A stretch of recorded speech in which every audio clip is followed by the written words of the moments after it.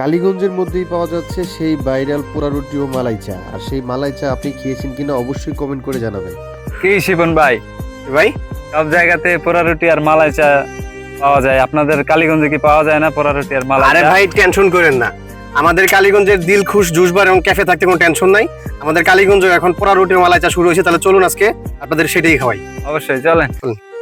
ঘুরতে গেছিলাম জঙ্গলে, যাওয়ার পর মনে হলো একটা চা খাওয়া দরকার। তো সেই চা খাওয়ার জন্য আমরা চলে যাচ্ছি কালীগঞ্জে। আর কালীগঞ্জেই পাওয়া যাচ্ছে সেই ভাইরাল মালাই চা। অনেকক্ষণ জামজট ঠেললে আমরা চলে আসলাম কালীগঞ্জ পুরাতন ব্যাংকের মোড় দিলখুশ জুস বার এন্ড ক্যাফেতে।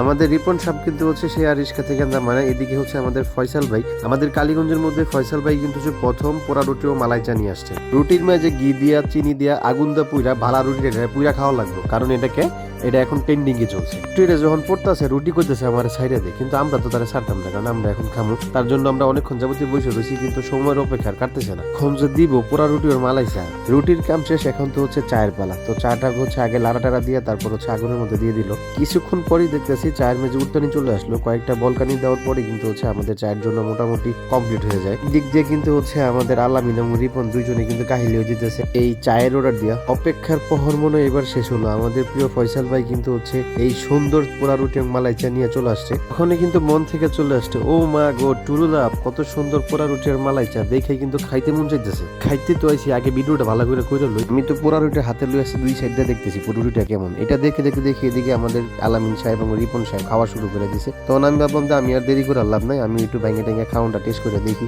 আসলে পোড়া রুটি এবং মালাই চাটা কেমন হয়েছে। তো আমি একটু আস্তে আস্তে করে একটু ভালো করে চুবাই মুখে দিলাম। মুখে দেওয়ার পর মনে হইলো খুব সুন্দর একটা ফ্লেভার আসতেছে এবং হচ্ছে পোড়া রুটিটা খুব ভালো হয়েছে। আমার কাছে কিন্তু পোড়া রুটি এবং মালাই চাটা ভীষণ ভালো লাগছে, মুখের মধ্যে লেগে থাকার মতো সাথে। দিকে আমাদের রিপনও বলতেছে সেই স্বাদ। আর কে কে খেয়েছেন অবশ্যই কমেন্ট করে জানাবেন, আর স্বাদটা কিরকম সেটাও জানাবেন। ধন্যবাদ আমার ভিডিওটা পুরোপুরি দেখার জন্য।